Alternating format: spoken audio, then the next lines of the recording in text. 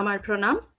ISKCON Shri Shri Radha Govinda temple ব্যাঙ্গালুরুর তরফ থেকে আমরা লেভেল 2 ভাগবত গীতা অধ্যয়ন করছি এবং আজকে আমাদের ত্রয়োদশতম দিন। আমরা সপ্তম অধ্যায় বিজ্ঞান যোগ কন্টিনিউ করব।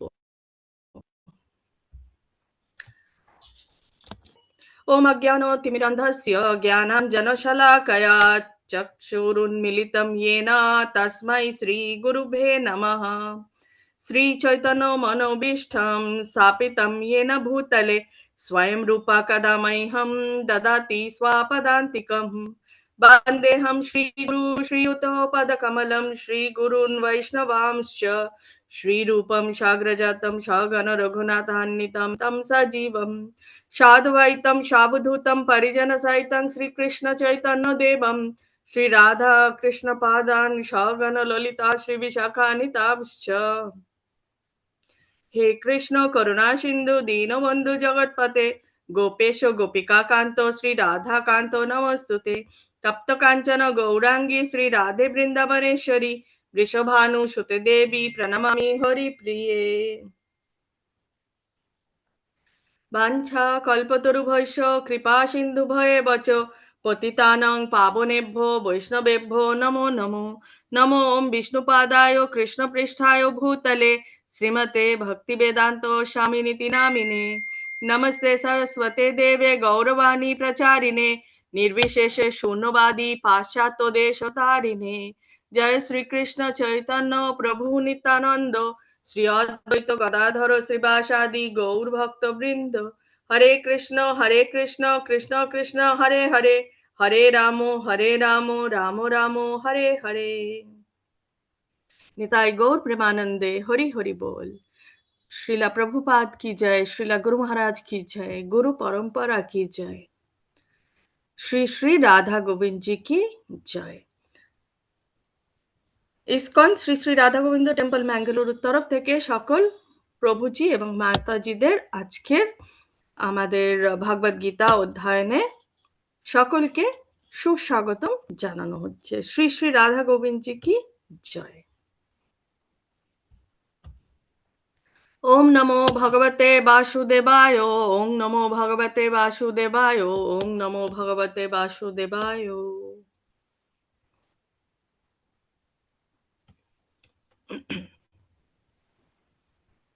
আজকে ভগবানের শ্লোক দিয়েই শুরু হবে। ভগবান বলছেন শ্লোক নাম্বার 23-তে, অন্তাবত্তু ফলম তেষাম তদ্ভবতি অল্পা মেধসাম দেবং দেবা যজো ইয়ান্তি মদ্ভক্তা ইয়ান্তি মামপি।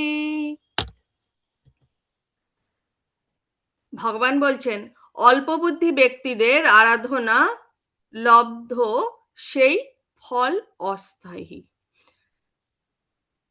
দেবোপাসকগণ দেবলোক প্রাপ্ত হন, কিন্তু আমার ভক্তেরা আমার পরম ধাম প্রাপ্ত হন। তাহলে যে যেরকম উপাসনা করবে সে সেখানেই পৌঁছতে পারবে। তাৎপর্যে বলা হচ্ছে যে এখানে স্পষ্টভাবে বলা হচ্ছে যে দেব উপাসকেরা সেই সমস্ত গ্রহলোকে যায় যেখানে তাদের উপাসিত দেবদেবীরা অধিষ্ঠিত।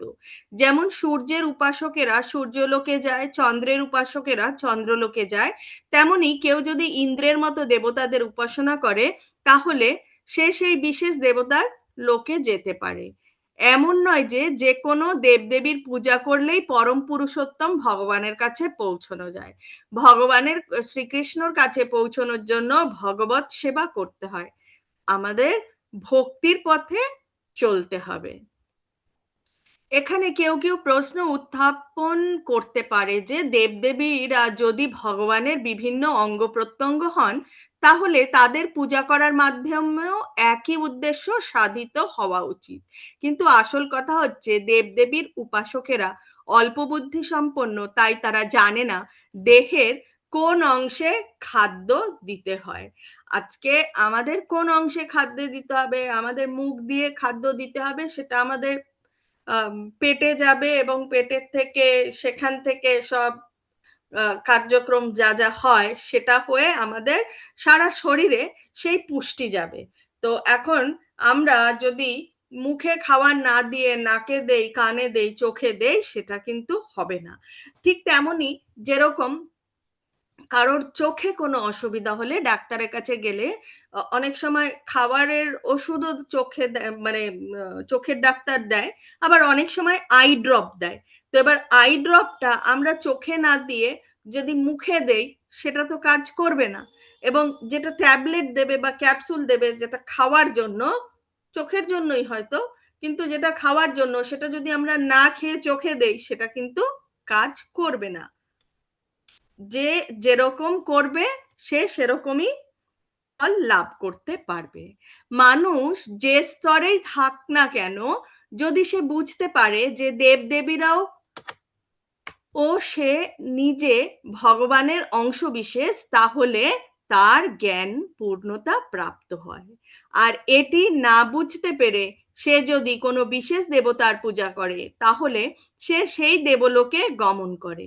এটি সেই একই গন্তব্যস্থল নয় যেখানে ভক্তরা পৌঁছয়।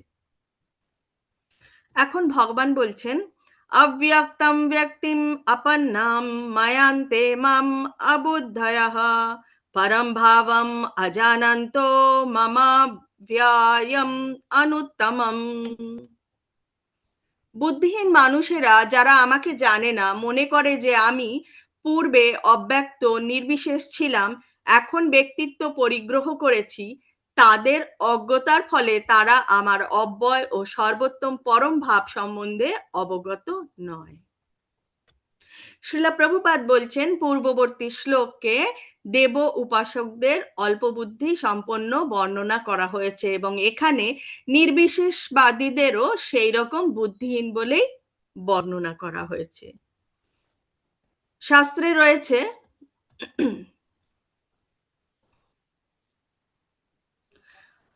যমুনাচার্য কি বলেছেন সেটা আমরা জানবো। উনি বলেছেন, হে ভগবান, মহামুনি ব্যাসদেব, নারদ আদি ভক্তেরা তোমাকে পরমেশ্বর ভগবান বলে জানেন।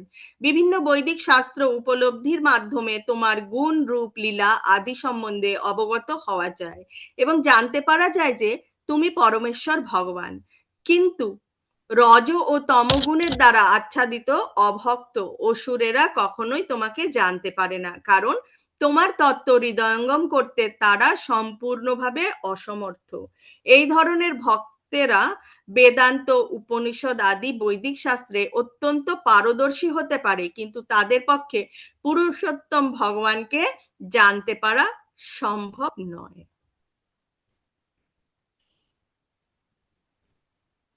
কেবলমাত্র জল্পনা কল্পনা আর বৈদিক শাস্ত্রের আলোচনার মাধ্যমে পরম পুরুষোত্তম শ্রীকৃষ্ণর নাম, রূপ, লীলা আদি জানতে পারা যায় না। তাকে জানতে হলে অবশ্যই ভক্তিযোগের পন্থা অবলম্বন করতে হয়।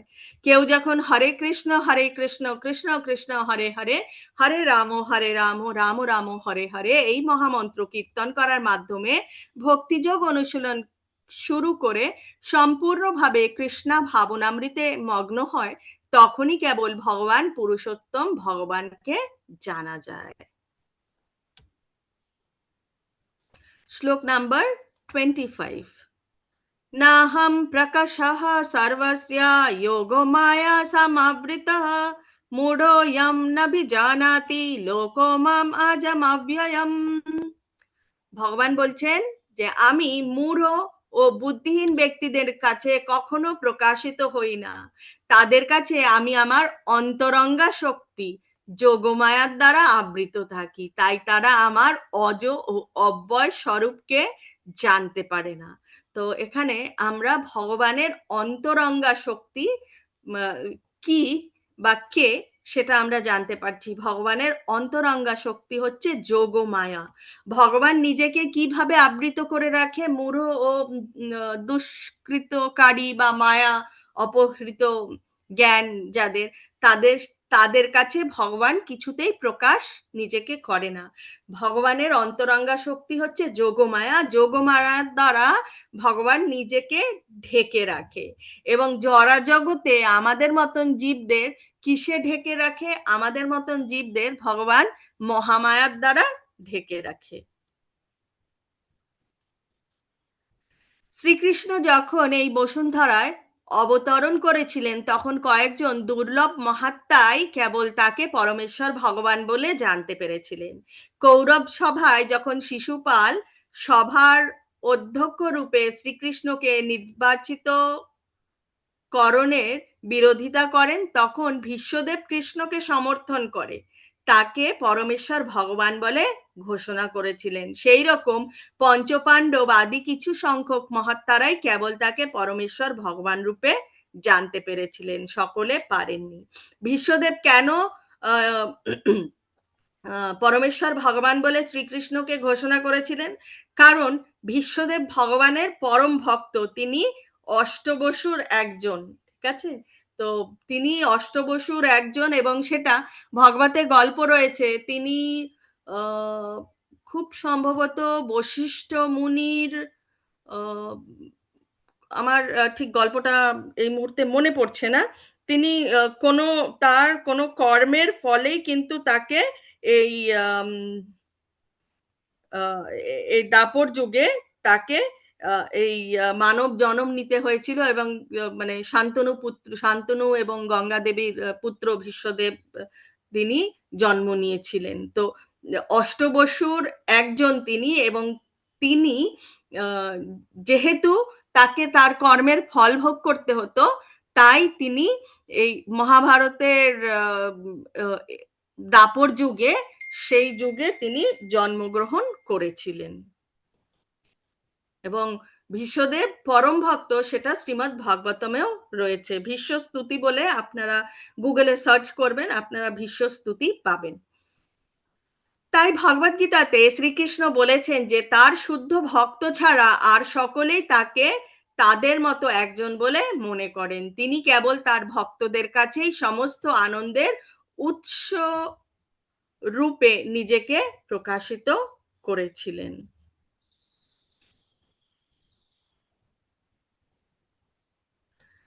এখানেও রয়েছে ঈশ উপনিষদেও প্রার্থনা রয়েছে, হিরণ্ময়েনা পাত্রেনা সত্যস্য পিহিতং মুখম তত্ত্বং পুষান্ন পাবৃণু সত্য ধর্মায় দৃষ্টয়ে।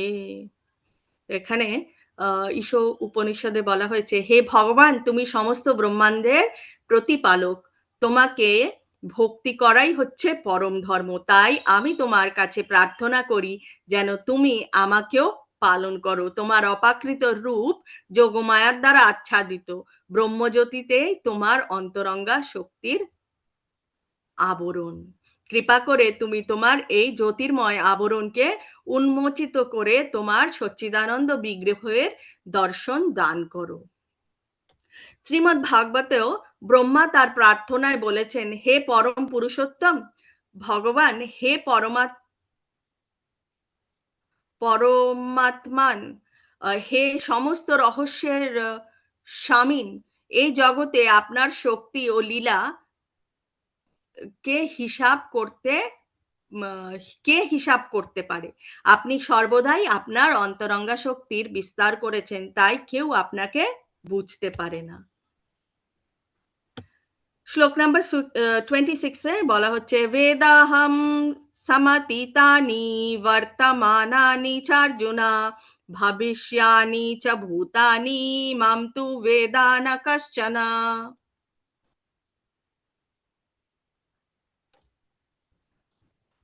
হে অর্জুন, পরমেশ্বর ভগবান রূপে আমি অতীত, বর্তমান ও ভবিষ্যৎ সম্বন্ধে সম্পূর্ণরূপে অবগত। আমি সমস্ত জীব সম্বন্ধে জানি, কিন্তু আমাকে কেউ জানে না। ভগবানের রূপ নির্বিশেষ না সবিশেষ, সেই সম্বন্ধে এখানে স্পষ্টভাবে বলা হয়েছে। জড় শরীর বিশিষ্ট কেউ তার পূর্বজন্মের কথা মনে রাখতে পারে না এবং তার ভবিষ্যৎ জন্ম সম্বন্ধেও ভবিষ্যৎবাণী করতে পারে না। তাছাড়া তার বর্তমান জীবনের পরিণাম সম্পর্কেও পূর্বাভাস দিতে অক্ষম।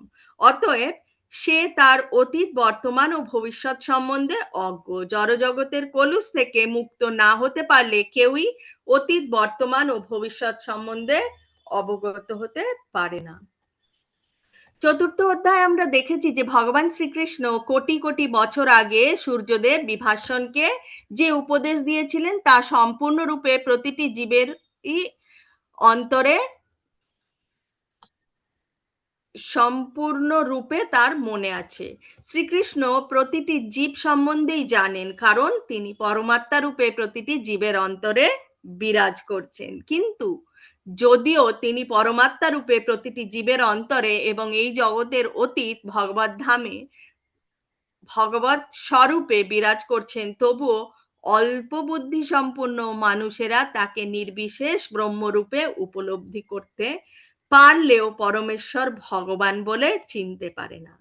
ভগবানের দিব্য শ্রীবিগ্রহ অবিনশ্বর ও নিত্য। ভগবান হচ্ছেন ঠিক সূর্যের মতো এবং মায়া একটি মেঘের মতো। জড় আকাশে আমরা দেখতে পাই যে সূর্য আছে, মেঘ আছে ও গ্রহ নক্ষত্রও আছে। আমাদের সীমিত দৃষ্টির জন্য আমরা মনে করি যে সূর্য, চন্দ্র আদি কে মেঘ ঢেকে ফেলেছে, কিন্তু কিন্তু সূর্য চন্দ্রকে কিছুতেই ঢাকতে পারে না। যখন মেঘ আমাদের চোখের সামনে আসে তখনই আমরা ভাবি সূর্য এখন নেই। তো তেমনি মায়াও কখনো পরমেশ্বর ভগবানকে আচ্ছাদিত করতে পারে না। ভগবান তার অন্তরঙ্গা শক্তির প্রভাবে অল্প বুদ্ধি সম্পন্ন মানুষের কাছে নিজেকে প্রকাশ করেন না। শ্লোক নাম্বার 27। ইচ্ছাদেশা সমুত্থেনা দ্বন্দ্ব মোহেন ভারত সর্বভূতানি সম্মোহম সর্গে যন্তি পরন্তপ। হে ভরত, হে পরন্তপ, ইচ্ছা ও দেশ থেকে উদ্ভূত দ্বন্দ্বের দ্বারা বিভ্রান্ত হয়ে সমস্ত জীব মোহাচ্ছন্ন হয়ে জন্মগ্রহণ করে। তাৎপর্যে বলছেন, জীবের যথার্থ স্বরূপ হচ্ছে যে সে শুদ্ধ জ্ঞানময় ভগবানের নিত্যদাস। কেউ যখন মোহাচ্ছন্ন হয়ে এই শুদ্ধ জ্ঞান থেকে বিচ্ছিন্ন হয়ে পড়ে, তখন সে মায়ার কবলিত হয়ে এবং পরমেশ্বর ভগবানকে জানতে পারে না। মায়ার অভিব্যক্তি হয় ইচ্ছা, দেশ আদি দ্বন্দ্বের মাধ্যমে। মোহাচ্ছন্ন মানুষেরা মান অপমান, সুখ দুঃখ, স্ত্রী পুরুষ, ভালো মন্দ আদি দ্বন্দ্বে প্রভাবান্বিত হয়ে মনে করে যে এই আমার স্ত্রী, এটি আমার বাড়ি, আমি এই বাড়ির মালিক এবং আমি এই স্ত্রীর স্বামী। এটাই হচ্ছে মোহের দ্বন্দ্ব। যারা এইভাবেই দ্বন্দ্বের দ্বারা মোহিত তারা সম্পূর্ণ অজ্ঞ, তাই তারা পরম পুরুষোত্তম ভগবানকে জানতে পারে না। শ্লোক নাম্বার 28। येषां त्वनन्तगतं पापं ज्ञानानं पुण्यकर्मणं ते द्वन्द्वा मोहनिर्मुक्ता भजन्ते मां धृधावतः। যে সমস্ত পুণ্যবান ব্যক্তির পাপ সম্পূর্ণরূপে দূরীভূত হয়েছে এবং যারা দ্বন্দ্ব মোহ থেকে মুক্ত হয়েছেন তারা দৃঢ় নিষ্ঠার সঙ্গে আমার ভজনা করে। শ্রীলা প্রভুপাদ বলছেন, যারা অপাকৃত স্তরে উন্নীত হওয়ার যোগ্য তাদের কথা এই শ্লোকে উল্লেখ করা হয়েছে, কিন্তু যারা পাপী, নাস্তিক, মূঢ় ও প্রবঞ্চক তাদের পক্ষে ইচ্ছা ও দেশের দ্বন্দ্ব থেকে মুক্ত হওয়া অত্যন্ত দুষ্কর।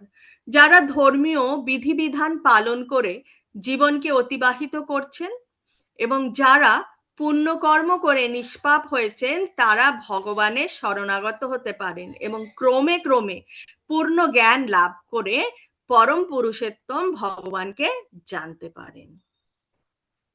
শ্লোক নাম্বার 29।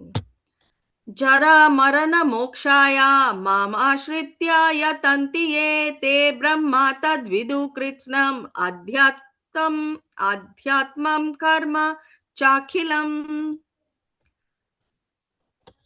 যে সমস্ত বুদ্ধিমান ব্যক্তি জরা ও মৃত্যু থেকে মুক্তি লাভের জন্য আমাকে আশ্রয় করে যত্ন করেন তারা প্রকৃতপক্ষে ব্রহ্মভূত, কেননা তারা আধ্যাত্ম তত্ত্ব ও কর্মতত্ত্ব সবকিছু সম্পূর্ণরূপে অবগত।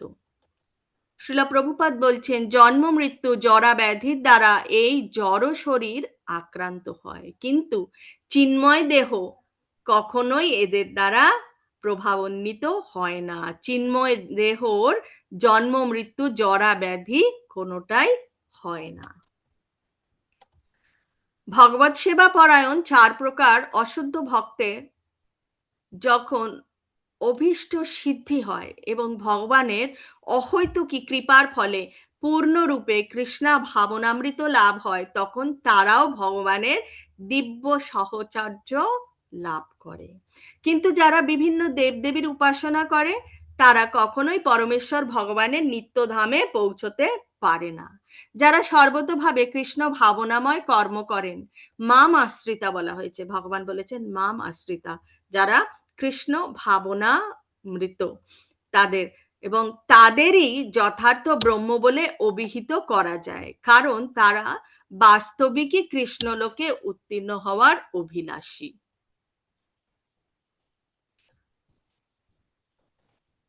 সপ্তম অধ্যায় বিজ্ঞান যোগের এটা অন্তিম শ্লোক। এখানে বলা হয়েছে, সাধিভূতাদি দৈবম মাম সাধিয়জ্ঞম চ ये विदुः प्रयाणकालेऽपि चामां ते विदुर्युक्त চেতসঃ। ভগবান বলছেন, যারা অধিভূত তত্ত্ব, অধিদৈব তত্ত্ব ও অধিযোগ্য তত্ত্ব সহ আমাকে পরমেশ্বর ভগবান বলে অবগত হন, তারা আমাতে আসক্ত চিত্ত এবং এমনকি মরণকালেও আমাকে তারা জানতে পারেন। কৃষ্ণ ভাবনার অপাকৃত সান্নিধ্য লাভ করার ফলে মানুষ বুঝতে পারে যে ভগবান হচ্ছে সমস্ত জড় জগতের নিয়ন্তা, এমনকি বিভিন্ন দেবদেবীরাও তার দ্বারা নিয়ন্ত্রিত হয়। স্বভাবতই তিনি ভগবানের কৃপা লাভ করে অনায়াসে ভগবানের অপাকৃত ধাম গোলক বৃন্দাবনে উন্নীত হন। সৎসঙ্গের প্রভাবে কৃষ্ণ ভাবনায় ক্রমান্বয়ে উন্নতি সাধন করার ফলে জীব হৃদয়ঙ্গম করতে পারে যে কৃষ্ণকে ভুলে থাকার দরুন সে জড়া প্রকৃতির অনুশাসনে আবদ্ধ হয়ে পড়েছে। সে আরো বুঝতে পারে যে মনুষ্য জন্ম লাভ করার ফলে সে তার অন্তরের কৃষ্ণ ভাবনা বিকাশিত করে তোলবার এক মহৎ সুযোগ লাভ করেছে এবং ভগবানের অহৈতুকী কৃপা লাভ করার জন্য এই সুযোগের পূর্ণ সদ্ব্যবহার করা উচিত। যিনি যথার্থ কৃষ্ণ ভাবনামৃত লাভ করেছেন, তিনি অন্য কোনো পদ্ধতিকে কোনো রকম গুরুত্ব দেন না। তিনি কৃষ্ণ ভাবনায় মগ্ন এবং কৃষ্ণ ভাবনায় মগ্ন হয়ে সর্বদাই ভগবানের সেবায় নিজেকে নিয়োজিত করেন এবং এভাবেই তিনি শ্রীকৃষ্ণের নিত্য দাস রূপে তার স্বরূপে অধিষ্ঠিত হন। এখন আমরা অষ্টম অধ্যায় শুরু করব। অষ্টম অধ্যায়ের নাম হচ্ছে অক্ষর ব্রহ্মযোগ। প্রথম শ্লোকে ভগবান এখানে আদি যজ্ঞ, আদি ভূত, আদি দৈবর ব্যাপারে বললেন সপ্তম শ্লোকের সপ্তম অধ্যায়ের অন্তিম শ্লোকে। এখন অর্জুনের মনে আবার প্রশ্ন উঠেছে। অর্জুন এখন বলছেন, কি বলছেন আমরা জেনে নেব প্রথম শ্লোকে। অর্জুন উবাচ কিম তদ ব্রহ্মা কিম আধ্যাত্মম কিম কর্ম পুরুষোত্তমা আদিভূতম চ কিম প্रोक्तम আদিদৈবম কিমুচ্যতে। অর্জুন জিজ্ঞাসা করলেন, হে পুরুষোত্তম, ব্রহ্ম কি, অধ্যাত্ম কি, কর্ম কি, অধিভূত কি এবং অধিদৈবই বা কাকে বলে? অনুগ্রহপূর্বক আমাকে স্পষ্ট করে বলো। শ্রীল প্রভুপাদ বলছেন, শ্রী ভাগবতে ব্যাখ্যা করা হয়েছে যে পরম তত্ত্ব ব্রহ্ম, পরমাত্মা ও ভগবান এই নামে অভিহিত হন। তাছাড়া স্বতন্ত্র জীবাত্মাকেও ব্রহ্ম বলা হয়। অর্জুন ভগবানের কাছে আত্মা সম্বন্ধে প্রশ্ন করেন। এবং আত্মা বলতে দেহ, আত্মা ও মনকে বোঝায়। দ্বিতীয় শ্লোকে অর্জুন বলছেন, আদি যজ্ঞা কথাম কোত্র দেহেস্মিন মধুসূদনা প্রয়াণ কালে চ কথম জ্ঞেয়োষি নিয়তাত্মভিঃ। অর্জুন বলছেন, হে মধুসূদন, এই দেহে অধিযোগ্য কে এবং এই দেহের মধ্যে তিনি কি রূপে অবস্থিত? মৃত্যুকালে জিতেন্দ্রীয় ব্যক্তিরা কিভাবে তোমাকে জানতে পারেন? তাৎপর্যে শ্রীলা প্রভুপাদ বলছেন, শ্রী বিষ্ণু ও ইন্দ্র উভয় উভয়কেই যজ্ঞের অধীশ্বর রূপে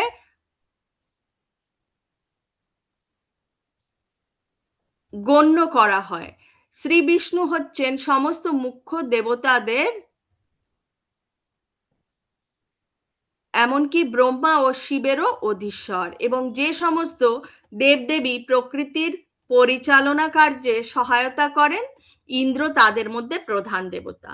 যজ্ঞ অনুষ্ঠানে বিষ্ণু ও ইন্দ্র উভয়েরই উপাসনা করা হয়। কিন্তু এখানে অর্জুন জিজ্ঞাসা করছেন যে যজ্ঞের প্রকৃত অধীশ্বর কে এবং কিভাবে তিনি জীবের দেহে অবস্থান করেন। অর্জুন এখানে ভগবান শ্রীকৃষ্ণকে মধুসূদন নামে সম্বোধন করেছেন, কারণ শ্রীকৃষ্ণ একদা মধু নামক এক অসুরকে সংহার করেছিলেন। তাই অর্জুন তাকে মধুসূদন নামে সম্বোধন করেছেন, যাতে ভগবান শ্রীকৃষ্ণ বা মধুসূদন অর্জুনের মোড়ে যে সমস্ত আসুরিক সন্দেহগুলো সামিল হয়েছে তাদেরকে যেন, যেমন মধু নামক অসুরকে বিনাশ করেছেন, এই আসুরিক সন্দেহগুলিকেও যেন ভগবান বিনাশ করে তার মধ্যে। এই শ্লোকে প্রয়াণকালে কথাটির বিশেষ তাৎপর্য রয়েছে, কারণ আমাদের সারা জীবনে আমরা যা কিছুই করি তার আসল পরীক্ষা হয় আমাদের মৃত্যুর সময়। অর্জুনের মনে আকাঙ্ক্ষা দেখা দিয়েছে যে মৃত্যুর সময় কৃষ্ণ ভাবনাময় ভগবত ভক্তেরা ভগবানের কথা স্মরণ করতে পারেন কিনা, কারণ মৃত্যুর সময় দেহের সমস্ত ক্রিয়া বন্ধ হয়ে যায় এবং মন তখন স্বাভাবিক অবস্থায় নাও থাকতে পারে। তো এখানে মহারাজা কুলশেখরের একটা ছোট্ট কথা রয়েছে। মহাভাগবত, এবং তাকে, তিনি পরম ভক্ত, তাই তাকে মহাভাগবত বলা হয়েছে। মহাভাগবত মহারাজ কুলশেখর ভগবানের কাছে প্রার্থনা করেছেন, হে ভগবান, আমার শরীর এখন সুস্থ এবং এখনই যেন আমার মৃত্যু হয়, যাতে আমার মন রূপী রাজহংস তোমার শ্রীচরণ কমল লতায় আশ্রয় গ্রহণ করতে পারে। কারণ সুস্থ অবস্থায় যে ভক্ত, সে যদি সুস্থ অবস্থায় এই দেহ ত্যাগ করে, তাহলে তার সারা শরীরে কোনো অসুবিধা থাকবে না। কারণ শরীরে যখন আমাদের একটু মাথা ব্যথা হচ্ছে, তখন মনে করি না এখন মাথা ব্যথা হচ্ছে, এখন ভগবানের নাম করা যাবে না, ভগবানের কোনো গ্রন্থ এখন আমি ধরতেও পারবো না, এতই মাথা ব্যথা হচ্ছে, পেটে ব্যথা, পেট খারাপ, শরীরে নানান রকম, যে কোনো ছোটখাটো যাই হোক না কেন, আমরা সব সময় ভাবি যে না এখন ওইসব করা যাবে না বাবা, এখন আমার এই অসুবিধা রয়েছে। যার জন্য মহারাজ কুলশেখর বলছে যে আমি যখন সুস্থ রয়েছি তখনই যেন আমি দেহ ত্যাগ করতে পারি, তাহলে আমার মন চিন্তা মানে ওই শরীরের যে কষ্ট সেই সব দিকে যাবেও না, এবং তাহলে আমি ভগবানকে মনে করার থেকে বিরত আমাকে থাকতে হবে না। সুস্থ অবস্থায় দেহ ত্যাগ করলে ভগবানের চরণ কমলে নিজেকে নিজেকে সমর্পণ করে ভগবানের চরণ চিন্তা করতে করতেই দেহত্যাগ করবে, তাহলেই ভগবত ধাম প্রাপ্ত হতে পারবে।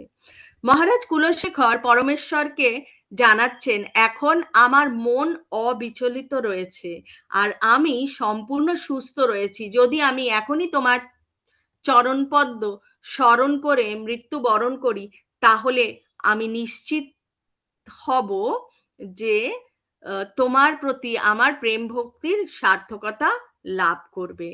কিন্তু যদি আমার স্বাভাবিক মৃত্যুর জন্য আমাকে অপেক্ষা করতে হয়, তাহলে কি যে ঘটবে তা আমি জানি না, কারণ সেই সময় আমার শারীরিক ক্রিয়াকলাপ বিঘ্নিত হবে, আমার কণ্ঠরুদ্ধ হয়ে যাবে, আর তাই আমি জানি না আমি তোমার নাম জপ করতে পারবো কিনা।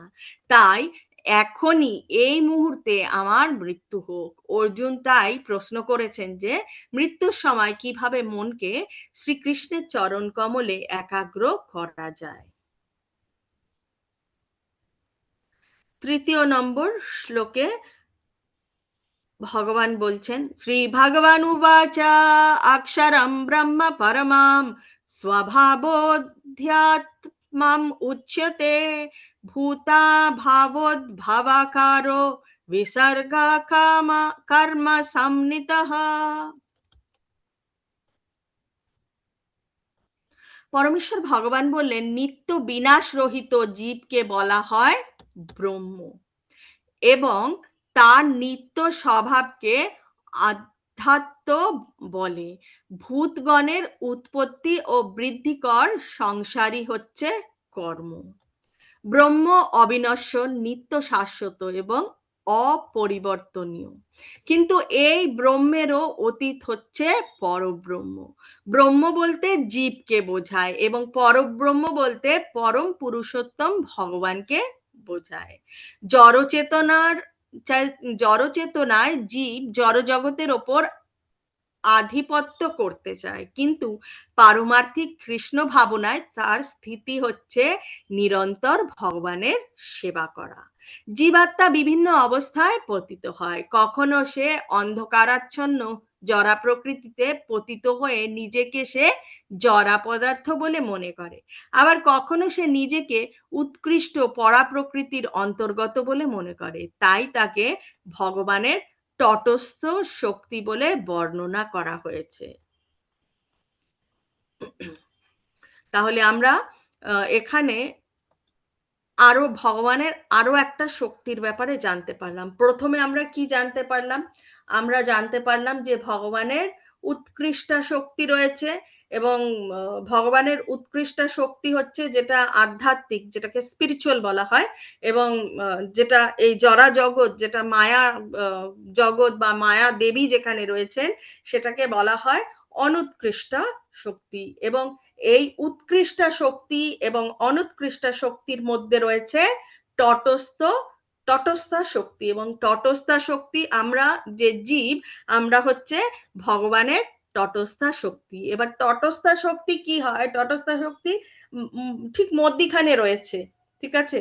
এবং মধ্যিখানে থাকার ফলে সে কি হয়, সে আহ যেসব জিনিসই ঠিক নয় সেই সব জিনিসের প্রতি আমাদের আকর্ষণ বেশি সব সময় হয়ে থাকে। তো এই তটস্থা শক্তিতে আমরা থেকে আমরা সব সময় কি হয়ে যাই, আমরা যে নিচে যে শক্তিটা আছে, হ্যাঁ, অনুৎকৃষ্ট শক্তির প্রভাবে পড়ে যাই। কিন্তু জীবের আসল কর্ম হচ্ছে ভগবত সেবা, এবং ভগবত সেবা করার মাধ্যমে উৎকৃষ্টা শক্তিতে আমাদেরকে পরিণত হতে হবে। তাহলেই আমরা ভগবানের কাছে, ভগবানের ভগবত ধামে পৌঁছতে পারবো। আর যদি আমরা মহামায়ার প্রভাবে সে কর্ম করে ফেলি, তাহলে আমাদেরকে বারংবার বারংবার যোনির পর যোনি ভ্রমণ করতে হবে। জরা প্রকৃতিতে সে তার কর্ম অনুসারে মানুষ, দেবতা, পশু, পাখি আদির শরীর প্রাপ্ত হয়। স্বর্গলোকে নানা রকম সুখাচ্ছন্দ ভোগ করার জন্য সে কখনো কখনো যাগযজ্ঞের অনুষ্ঠানও করে। মানে এই জরা প্রকৃতির জীব স্বর্গলোকে পৌঁছানোর জন্য অনেক রকম যাগযজ্ঞর অনুষ্ঠান করে, কিন্তু তার সেই পূর্ণ কর্মফলগুলি যখন শেষ হয়ে যায়, সে স্বর্গপ্রাপ্তি হয়, কিন্তু স্বর্গপ্রাপ্তিও কিন্তু স্থায়ী নয়, সেটাও অশাশ্বতম। কারণ সেটা 14টা লোকের মধ্যে পড়ে, আর 14টা লোকের মধ্যে আমরা যেখানেই পৌঁছাই না কেন আমাদের আবার যোনিতে প্রবেশ করতে হবে।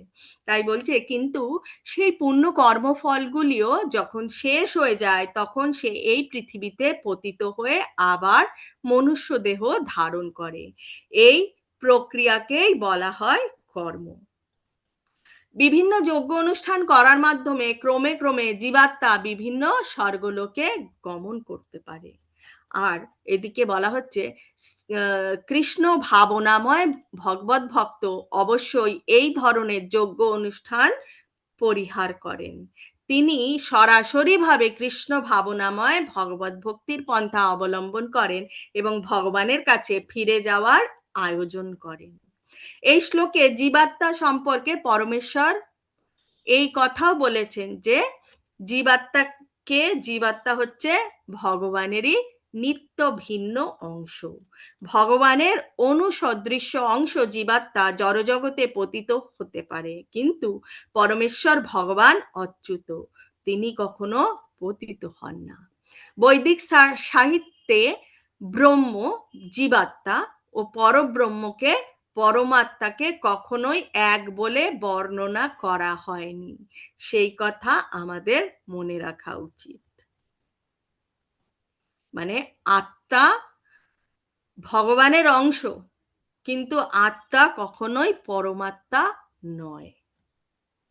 এখন চতুর্থ শ্লোকে বলা হচ্ছে আদিভূতম সর্বভবঃ পুরুষশ্চাদি দৈবতম আদি যজ্ঞোহম এবাত্র দেহে দেহাভৃতম্বরা। হে দেহধারী শ্রেষ্ঠ, নশ্বর জরা প্রকৃতি হচ্ছে অধিভূত। আমরা বলি এই ভূলোক, তো এই জরা প্রকৃতিকেই বলা হয় অধিভূত।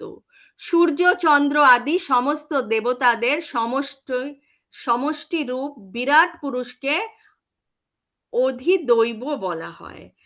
আর দেহীদের দেহান্তর্গত যে অন্তর্যামী রূপে ভগবান রয়েছেন, তিনি হচ্ছেন অধিযোগ্য।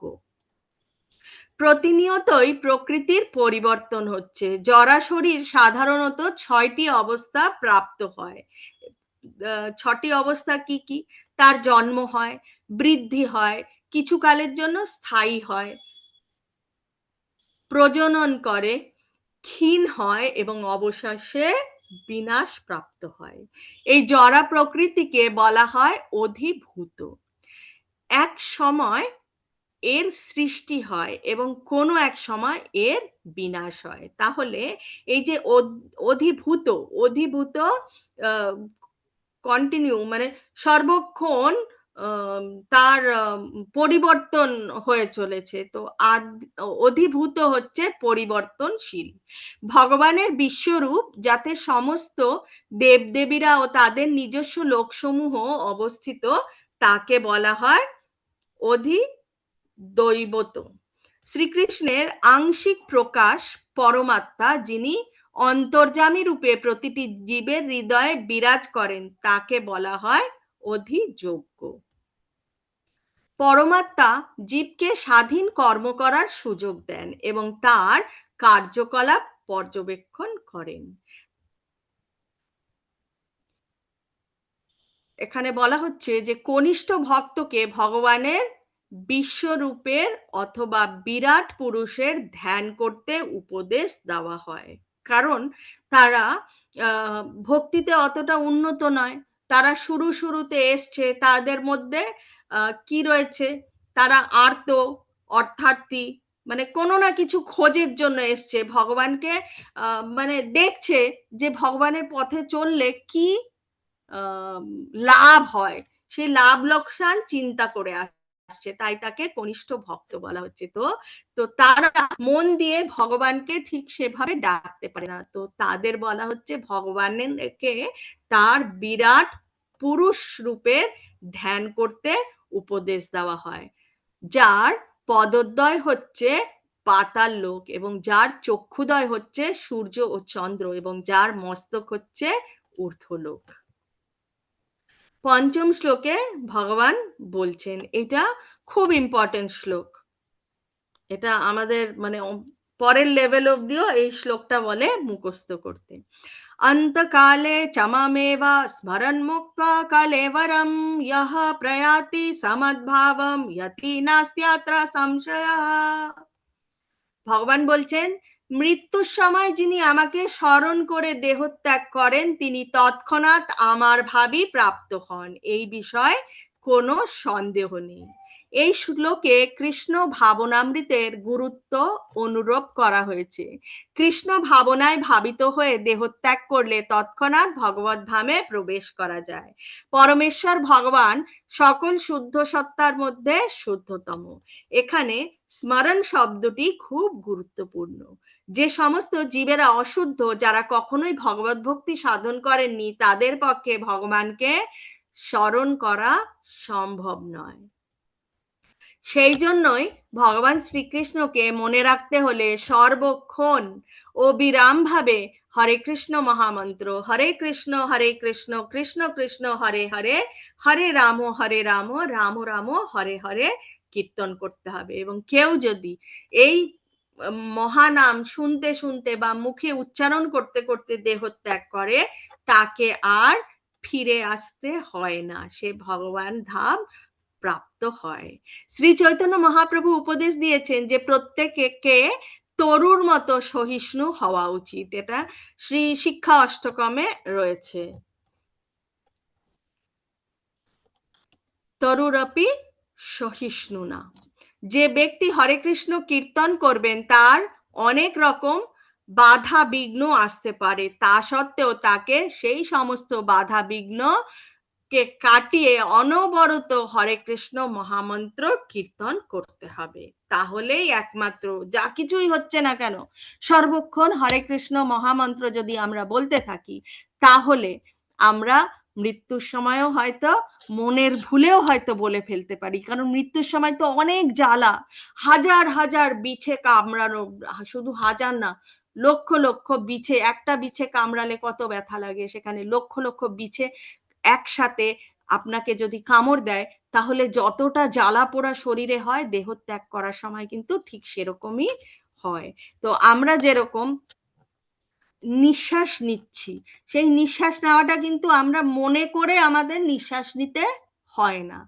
মনে করি বা না করি, নিঃশ্বাস কিন্তু অটোমেটিক আমরা নিয়ে যাচ্ছি। তো আমাদের এই হরে কৃষ্ণ মহামন্ত্রটাও এই নিঃশ্বাস নেওয়ার মতন যাতে অটোমেটিক হয়, তার জন্যই বলা হয় সর্বক্ষণ হরে কৃষ্ণ মহামন্ত্র আমাদের শ্রবণ করতে এবং কীর্তন করতে। তাহলেই অত লক্ষ লক্ষ বিছে কামড়ানোর যে ব্যথা, সেই ব্যথার মধ্যেও হয়তো মনের ভুলে নিঃশ্বাসের মতন আমরা হরে কৃষ্ণ মহামন্ত্র অটোমেটিক আমরা মুখে আওড়াতে থাকবো। এবং সেরকম মুখে আওড়াতে আওড়াতে যদি আমরা দেহত্যাগ করি, তাহলে আর পুনর্জন্ম নিতে হবে না। এখন ভগবান বলছেন, ইয়ম ইয়ম বাপি স্মরম ভাবম ত্যজ্যতি অন্তে কলেবরম তম তম এবাইতি কৌন্তেয়া সদা তদ্ভাব ভাবিতঃ।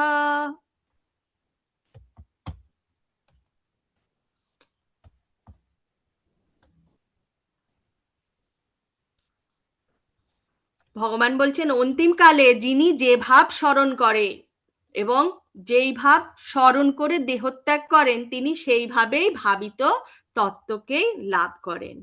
মৃত্যুর সংকটময় মুহূর্তে কিভাবে জীবের প্রকৃতির পরিবর্তন হয়, সেই কথা এখানে ব্যাখ্যা করা হয়েছে। যে মানুষ দেহত্যাগ করবার সময় কৃষ্ণ চিন্তা করে, সে পরমেশ্বর ভগবানের পরা প্রকৃতি অর্জন করে। এক মহান ব্যক্তি হয়েও মৃত্যুর সময় মহারাজ ভরত হরিণের কথা চিন্তা করছিলেন, এবং তাই তার পরবর্তী জীবনে তিনি হরিণ শরীর প্রাপ্ত হন। হরিণ রূপে জন্মগ্রহণ করা সত্ত্বেও মহারাজ ভরত তার পূর্বজন্মের কথা স্মরণ করতে পেরেছিলেন। কেন স্মরণ করতে পেরেছিলেন, সেটা আমরা 15 অধ্যায়ের 15 নম্বর শ্লোকে, মানে পঞ্চদশ অধ্যায়ের 15 শ্লোকে জানতে পারবো। কারণ ভগবান এর আগে বলেছে না, যে যতটুকু এগিয়ে যায়, তার যতটুকু প্রাপ্য ততটুকু কিন্তু ভগবান সঞ্চয় করে রাখে। তাই তিনিও ভগবান মহারাজ ভরতকে তার ওই কথাটুকু স্মরণ করতে সাহায্য করেছিলেন। এবং যদিও তার স্মরণে ছিল, কিন্তু তাকে তাও সেই পশুর শরীর গ্রহণ করতে হয়। কেউ যদি সর্বক্ষণ শুদ্ধ সাত্ত্বিকভাবে জীবনযাপন করেন এবং ভগবান শ্রীকৃষ্ণের অপাকৃত সেবায় ও চিন্তায় মগ্ন থাকেন, তাহলে তার পক্ষে জীবনের অন্তিমকালে কৃষ্ণ চিন্তা করা সম্ভব। তাই হরে কৃষ্ণ কৃষ্ণ কৃষ্ণ হরে হরে, হরে রাম রাম রাম হরে হরে, এই মহামন্ত্র কীর্তন করাই হচ্ছে জীবনের অন্তিমকালে ভাব পরিবর্তনের সফলতম শ্রেষ্ঠ উপায়। সপ্তম শ্লোকে ভগবান বলছেন, তস্মাৎ সর্বেষু কালেষু মাম অনুস্মারা যুধ্যা চ ময়ার্পিতা মনোবুদ্ধির মামেভাস্যাসি অসংশয়ঃ। ভগবান বলছেন, অতএব হে অর্জুন, সর্বদা আমাকে স্মরণ করে তোমার স্বভাববিহিত যুদ্ধ করো, তাহলে আমাতে তোমার মন ও বুদ্ধি অর্পিত হবে এবং নিঃসন্দেহে তুমি আমাকে লাভ করবে। ভগবান শ্রীকৃষ্ণ এখানে অর্জুনকে যে উপদেশ দিয়েছেন তা জড়জাগতিক কার্যকলাপে নিয়োজিত প্রতিটি মানুষের পক্ষেই অত্যন্ত গুরুত্বপূর্ণ। ভগবান বলছে না যে মানুষকে তার কর্তব্য কর্ম পরিত্যাগ করতে। মানুষ তার নিজের কর্তব্য কর্ম করে করে যেতে পারে এবং সেই সঙ্গে হরে কৃষ্ণ মহামন্ত্র কীর্তন করে ভগবান শ্রীকৃষ্ণকে স্মরণ করতে পারে। ভগবান শ্রীকৃষ্ণের নাম কীর্তন করার ফলে জীব নিঃসন্দেহে পরমধাম কৃষ্ণলোকে উত্তীর্ণ হবে। অষ্টম শ্লোকে ভগবান বলছেন, অভ্যাসা যোগযুক্তেন চেতসা নান্যগামিনা পরমং পুরুষম দিব্যাম যতি পার্থানুচিন্তয়ন। ভগবান বলছেন, হে পার্থ, অভ্যাস যোগে যুক্ত হয়ে অনন্যগামী চিত্তে যিনি অনুক্ষণ পরম পুরুষের চিন্তা করেন, তিনি অবশ্যই তাকে প্রাপ্ত হবেন। এই শ্লোকে ভগবান শ্রীকৃষ্ণ তাকে স্মরণ করার গুরুত্ব প্রতিপন্ন করেছেন। হরে কৃষ্ণ মহামন্ত্র কীর্তন করার মাধ্যমে শ্রীকৃষ্ণের স্মৃতি পুনর্জাগরিত হয়। এভাবেই পরমেশ্বর ভগবানের নাম সম্বন্ধিত অপাকৃত শব্দ তরঙ্গ শ্রবণ ও কীর্তন করার মাধ্যমে আমাদের কান, জিভ ও মন ভগবানের সেবায় নিয়োজিত হয়। পুরুষোত্তম শব্দটির অর্থ হচ্ছে ভোক্তা। জীব যদিও ভগবানের তটস্থ শক্তিজাত, কিন্তু সে জড় কলুষের দ্বারা আচ্ছন্ন। তাই সে নিজেকে ভোক্তা মনে করে, কিন্তু সে কখনোই পরম ভোক্তা হতে পারে না। হরে কৃষ্ণ মহামন্ত্র জপ করে ভগবত ভক্ত তার আরাধ্য ভগবানের নারায়ণ, শ্রীকৃষ্ণ, শ্রীরাম আদি যে কোনো একটি রূপকে নিরন্তর স্মরণ করতে পারেন।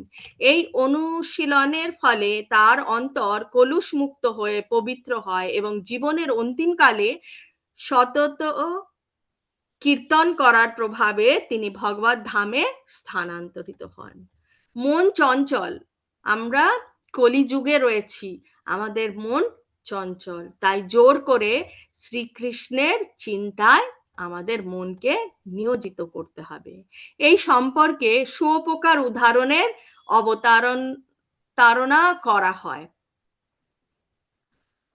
যে সর্বক্ষণ প্রজাপতি হওয়ার চিন্তায় মগ্ন থাকে এবং সেই চিন্তায় মগ্ন থাকার ফলে সেই জীবনেই প্রজাপতিতে রূপান্তরিত হয়, সেই রকম আমরাও যদি সর্বক্ষণ ভগবান শ্রীকৃষ্ণের চিন্তা করি, তবে আমরাও নিঃসন্দেহে এই জীবনের শেষে ভগবান শ্রীকৃষ্ণের মতোই চিন্ময় দেহ প্রাপ্ত হব, তার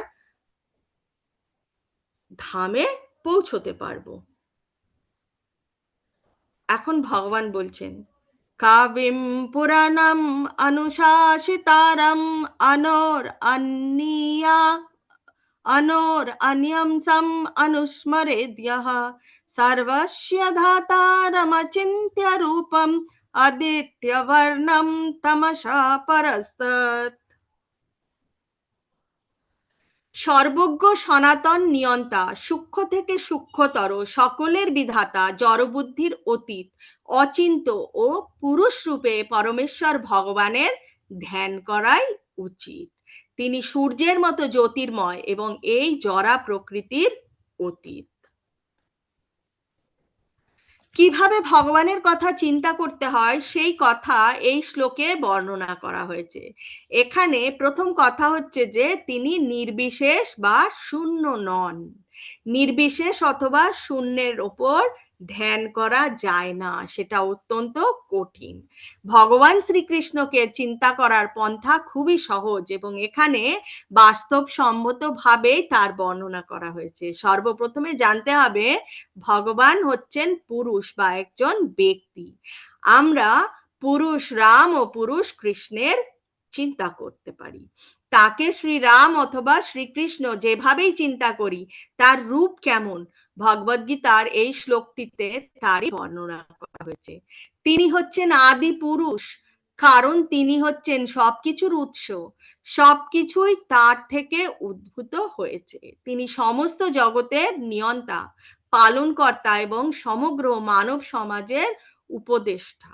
তিনি সূক্ষ্ম থেকে সূক্ষ্মতর। যদিও তিনি সূক্ষ্ম, তবুও তিনি সর্বব্যাপ্ত এবং তিনি সবকিছুর পালনকর্তা।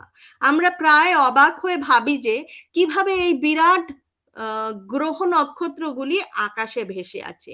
পরমেশ্বর ভগবান তার অচিন্ত শক্তির প্রভাবে এই সমস্ত বিশাল বিপুল আকৃতি গ্রহ নক্ষত্রগুলিকে ধরে রেখেছেন। কিভাবে সেটা সূত্রে মণিগণা যেরকম বলা হয়েছে যে সুতোর মধ্যে যেরকম মণিগুলো বাঁধা থাকলেই সেটা হার বা মালা হয়ে থাকে, তো ঠিক সেইভাবে ভগবান তার শক্তি দিয়েই এই বিশ্ব ব্রহ্মাণ্ডের গ্রহ নক্ষত্রগুলোকেও ধরে রেখেছে। এই প্রসঙ্গে অচিন্ত শব্দটি বিশেষ তাৎপর্যপূর্ণ। ভগবানের শক্তি আমাদের কল্পনা এবং চিন্তার অতীত, তাই তিনি অচিন্ত। অচিন্ত মানে যা হচ্ছে এই জড়জগতের অতীত বা দার্শনিক অনুমান, তর্ক, যুক্তি আদির দ্বারা উপলব্ধি করা সম্ভব নয়। বেদ, ভগবদ্গীতা, শ্রীমদ্ ভাগবত আদি শাস্ত্রে বলা হয়েছে তাকে সত্য বলে মেনে নিয়ে তার অনুসরণ করা। দশম শ্লোকে ভগবান বলছেন, प्रयाण काले मनसा चलेन भक्त्या युक्तो योग बलेन चैव भ्रुवोर्मध्ये प्रणम अवश्य सम्यक् सतं परम पुरुषम उपायति दिव्यम।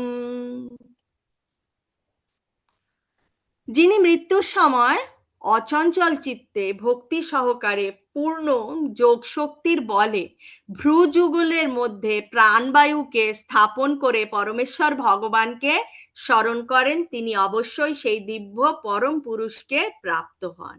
এই শ্লোকে স্পষ্টভাবে বর্ণনা করা হয়েছে যে মৃত্যুর সময় মনকে ভক্তি সহকারে ভগবানের ধ্যানে একাগ্র করা উচিত। যারা যোগ সাধন করেছেন তাদের নির্দেশ দেওয়া হয়েছে যে দুই ভ্রুর মধ্যে আজ্ঞা চক্রে তাদের প্রাণ শক্তিকে স্থাপন করতে হবে। এখানে ষট চক্র যোগের মাধ্যমে ধ্যানের পরামর্শ দেওয়া হয়েছে। এই শ্লোকে যোগ বলেন কথাটি খুবই তাৎপর্যপূর্ণ, কারণ ষট চক্র যোগ বা ভক্তি যোগই হোক না কেন, কোনো একটি যোগ অভ্যাস না করলে মৃত্যুর সময় এই অপাকৃত স্তরে উন্নীত হওয়া যায় না। মৃত্যুর সময় আকস্মিকভাবে ভগবানকে স্মরণ করা যায় না। কোনো একটি যোগের অনুশীলন, বিশেষ করে ভক্তিযোগ পদ্ধতির অনুশীলন অভ্যাসই অবশ্যই করতে হবে।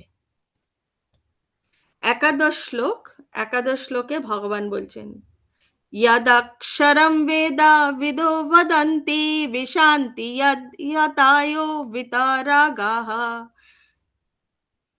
यदिच्छन्तो ब्रह्मचर्यं चरन्ति तत्ते पदं संग्रहेण प्रवक्ष्यसे। বেদবিদ পণ্ডিতেরা যাকে অক্ষর বলে অভিহিত করেন,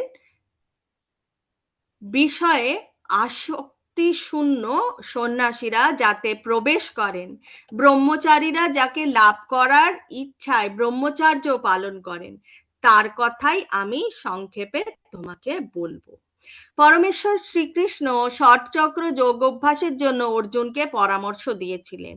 এই যোগাভ্যাসের মাধ্যমে প্রাণবায়ুকে দুই ভুরুর মাঝখানে স্থাপন করতে হয়। অর্জুন ষটচক্র যোগ অভ্যাস জানতেন না বলে মেনে নিয়ে পরবর্তী শ্লোকগুলোতে পরমেশ্বর ভগবান তার আভাস পদ্ধতি বর্ণনা করেছেন। বৈদিক শিক্ষার রীতি অনুসারে বিদ্যার্থীদের শুরু থেকেই ও উচ্চারণের ওম উচ্চারণের শিক্ষা দেওয়া হয় এবং তারা আচার্য দেবের সান্নিধ্যে থেকে পূর্ণ ব্রহ্মচর্য পালন করে নির্বিশেষ ব্রহ্মজ্ঞান লাভ করেন। এভাবেই তারা ব্রহ্মের দুটি স্বরূপ সম্বন্ধে অবগত হন। শিষ্যের পারমার্থিক উন্নতির জন্য এই অনুশীলন অতি আবশ্যক। আধুনিক যুগে এই রকম ব্রহ্মচারী জীবন যাপন করা একেবারে সম্ভব নয়। তাই শ্রী চৈতন্য মহাপ্রভু প্রচার করে গেছেন যে বর্তমান কলিযুগে শাস্ত্রবিধান অনুসারে হরে কৃষ্ণ কৃষ্ণ কৃষ্ণ হরে হরে, হরে রাম রাম রাম হরে হরে এই মহামন্ত্র কীর্তন করা ছাড়া পরম তত্ত্ব উপলব্ধির আর কোনো উপায় নেই। দ্বাদশ শ্লোকে ভগবান বলছেন, सर्वाद्वाराणि संयम्य मनो हृदि निरुध्य च मूर्धन्याध्यात्मना परम अशितो योगाधारणम्। सर्वाद्वाराणि संयम्य मनो हृदि निरुध्य च मूर्धन्या आध्यात्मना परम अशितो अस्थितो योगा ধরনম। মিটার চেঞ্জ হলে শ্লোকে আমার গন্ডগোল হয়, হঠাৎ করে আলাদা আলাদা মিটারে আমার খুবই অসুবিধা হয়, তার জন্য আমাকে ক্ষমা করে দেবেন। ইন্দ্রিয়ের সবকটি দ্বার সংযত করে মনকে হৃদয়ে নিরোধ করে এবং ভ্রুদয়ের মধ্যে প্রাণ স্থাপন করে যোগে স্থিত হতে হয়। এখানে পরামর্শ দেওয়া হয়েছে যে যোগ অভ্যাস করার জন্য সর্বপ্রথমে ইন্দ্রিয় তৃপ্তি সবকটি দ্বার বন্ধ করতে হবে। এই অভ্যাসকে বলা হয় প্রত্যাহার, অর্থাৎ ইন্দ্রিয় বিষয় থেকে ইন্দ্রিয়গুলোকে সম্বরণ করা। চক্ষু, কর্ণ, নাসিকা, জিহ্বা ও ত্বক এই জ্ঞানেন্দ্রিয়গুলোকে সম্পূর্ণভাবে সংযত করে ইন্দ্রিয় সুখ ভোগ করার বাসনা দমন করতে হয়। এই যুগে এই প্রকার যোগ অভ্যাস করা বাস্তবে সম্মত নয়। এই যুগের সর্বোত্তম সাধনা হচ্ছে কৃষ্ণ ভাবনা এবং ভগবানের মহামন্ত্র জপ করা। শ্লোক নম্বর 13। ओम इत्येकाक्षरं ब्रह्मा व्याहरन् मम अनुस्मरन् यः प्रयाति त्यजन् देहं सायति परमं गतिम्। যোগ অভ্যাসে প্রবৃত্ত হয়ে পবিত্র ওমকার উচ্চারণ করতে করতে কেউ যদি পরমেশ্বর ভগবানকে স্মরণ করে দেহত্যাগ করেন, তিনি অবশ্যই পরম গতি লাভ করবেন। এখানে স্পষ্টভাবে বলা হয়েছে যে ওমকার ব্রহ্ম ও ভগবান শ্রীকৃষ্ণ অভিন্ন। এই যুগে হরে কৃষ্ণ মহামন্ত্র কীর্তন স্পষ্টভাবে অনুমোদিত হয়েছে। তাই কেউ যদি জীবনের অন্তিম কালে হরে কৃষ্ণ মহামন্ত্র হরে কৃষ্ণ কৃষ্ণ কৃষ্ণ হরে হরে, হরে রাম রাম রাম হরে হরে এই মহামন্ত্র কীর্তন করতে করতে দেহত্যাগ করেন, তাহলে নিঃসন্দেহে তিনি স্বীয় গুণ বৈশিষ্ট্য অনুসারে যে কোনো একটি চিন্ময় লোকে পৌঁছবেন। কৃষ্ণ ভক্তেরা কৃষ্ণলোকে বা গোলক বৃন্দাবনে প্রবেশ করবেন। শ্লোক নম্বর 14।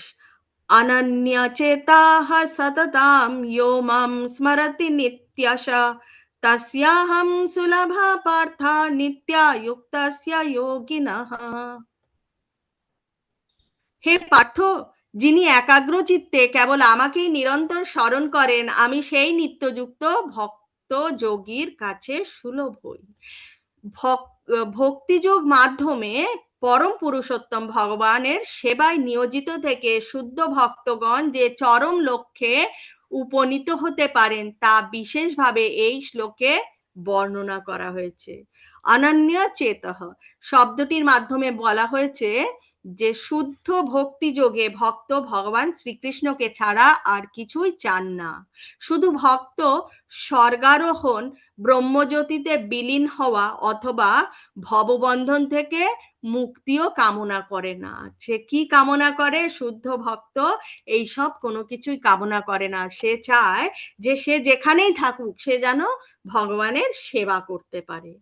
জ্ঞান যোগী, কর্মযোগী অথবা হঠযোগীর প্রত্যেকের নিজ নিজ বাসনা থাকে, কিন্তু শুদ্ধ ভক্তের কেবল পরম পুরুষোত্তম ভগবানের প্রসন্ন বিধান করা ছাড়া অন্য কোনো বাসনা থাকে না। তাই ভগবান বলছেন যে তার অনন্য ভক্তের কাছে তিনি সুলভ। শুদ্ধ ভক্ত মাত্রই সর্বদা শ্রীকৃষ্ণের কোনো একটি অপাকৃত রূপের মাধ্যমে তার ভক্তিযুক্ত সেবায় নিয়োজিত থাকেন। শ্রী রামচন্দ্র ও শ্রী নৃসিংহদেবের মতো শ্রীকৃষ্ণের বিবিধ অংশ প্রকাশ ও অবতার আছেন এবং কোনো ভক্ত পরমেশ্বর ভগবানের এইসব অপাকৃত রূপের যে কোনো একটির প্রতি প্রেম ভক্তি সহকারে মনোনিবেশের জন্য বেছে নিতে পারেন। ভক্তিযোগ অত্যন্ত সরল, শুদ্ধ এবং সহজ সাধ্য। কেবল হরে কৃষ্ণ মহামন্ত্র কীর্তন করার মাধ্যমেই যে কেউই এই যোগ সাধনা শুরু করতে পারে। ভগবান সকলের প্রতি করুণাময়, তবে পূর্ব বর্ণিত আলোচনা অনুযায়ী যারা অনন্য চিত্তে ভক্তি সহকারে তার সেবা করেন তাদের প্রতি তিনি বিশেষভাবে অনুরক্ত। শুদ্ধ ভক্তের একটি বিশেষ গুণ হচ্ছে যে তিনি স্থান কাল বিবেচনা না করে অবিচলিতভাবে সর্বদাই শ্রীকৃষ্ণের চিন্তা করেন। তার কাছে কোনো বাধা বিঘ্ন আসতে পারে না। তিনি যে কোনো অবস্থায় যে কোনো সময় ভগবত সেবা করতে পারেন। কেউ কেউ বলেন যে বৃন্দাবনের মতো ধামে অথবা ভগবানের লীলাভূমিতেই কেবল ভক্তদের বাস করা উচিত, কিন্তু শুদ্ধ ভক্ত যে কোনো জায়গায় থাকতে পারেন এবং তিনি সেই স্থানটি তার শুদ্ধ ভগবত ভক্তির প্রভাবেই বৃন্দাবনের মতো সেই পরিবেশ সৃষ্টি করতে পারে। গানে রয়েছে, যেথায় হয় নাম সংকীর্তন সেথায় বৃন্দাবন। তো শুদ্ধ ভক্ত যেখানেই ভগবান কৃষ্ণের সেবা করবে সেই স্থানটি বৃন্দাবনে পরিণত হয়। সততম ও নিত্যাসম কথা দুটির দ্বারা বোঝানো হচ্ছে যে সদা সর্বদা নিয়মিতভাবে অথবা প্রতিদিন শুদ্ধ ভক্ত সর্বক্ষণ ভগবান শ্রীকৃষ্ণের স্মরণ করেন এবং তার শ্রী চরণারবিন্দের ধ্যান করেন। সাধারণত ভক্তিযোগী 5 প্রকারের ভগবান সেবায় নিয়োজিত থাকেন। তো 5 প্রকারের সেই সেবা কি কি? শান্ত ভক্ত, তিনি নিরপেক্ষ এবং উদাসীন ভাবে ভগবানের সেবা করেন। দাস্য ভক্ত দাস্যভাবে ভগবানের সেবা করেন। সখ্য ভক্ত ভগবানের সখা রূপে সেবা করেন। বাৎসল্য ভক্ত পিতা অথবা মাতা রূপে ভগবানের সেবা করেন এবং মাধুর্য ভক্ত ভগবানের প্রেয়সী রূপে তার সেবা করেন। শুদ্ধ ভক্ত এক মুহূর্তের জন্য পরমেশ্বর ভগবানকে ভুলে থাকতে পারেন না, আর তেমনি ভগবানও তার শুদ্ধ ভক্তকে এক মুহূর্তের জন্য ভুলে থাকতে পারেন না। হরে কৃষ্ণ কৃষ্ণ কৃষ্ণ হরে হরে, হরে রাম রাম রাম হরে হরে, এই মহামন্ত্র কীর্তন করার ফলে অনায়াসে কৃষ্ণ ভাবনাময় পদ্ধতির মাধ্যমে ভগবান শ্রীকৃষ্ণের অশেষ কৃপা লাভ করা যায়। অলরেডি 8:07 হয়ে গেছে, তাহলে আমরা আজকে আমাদের ক্লাস এই অবধি রাখবো। আগামীকাল আমরা এই অষ্টম অধ্যায় পঞ্চদশ শ্লোক থেকে শুরু করব। কারো যদি কোনো প্রশ্ন থাকে তাহলে আপনারা হ্যান্ড রেজ করতে পারেন, অথবা আমি সকলকেই আনমিউট করে দিচ্ছি। তো যে যে প্রশ্ন রাখতে ইচ্ছুক তারা আনমিউট করে প্রশ্ন করতে পারেন।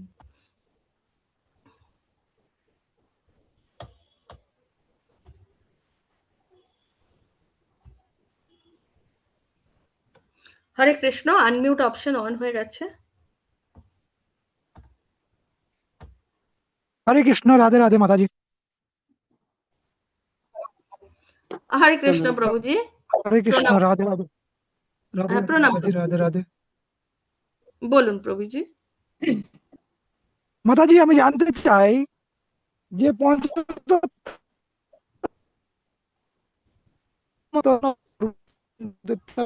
শ্রী প্রসাদী গৌর ভক্তবৃন্দ এই